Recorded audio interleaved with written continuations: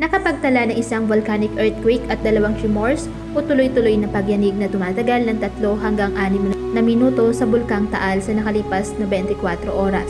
Nanatiling may aktibidad ang Bulkang Taal sa ilalim nito kaya panatilihin pong mag-ingat at laging alerto. At kasalukuyang nasa alert level 1 ang Bulkang Taal. Kaya naman ay hindi pa rin inaalis ng PHIVOLCS ang posibilidad ng pagsabog ng Taal Volcano.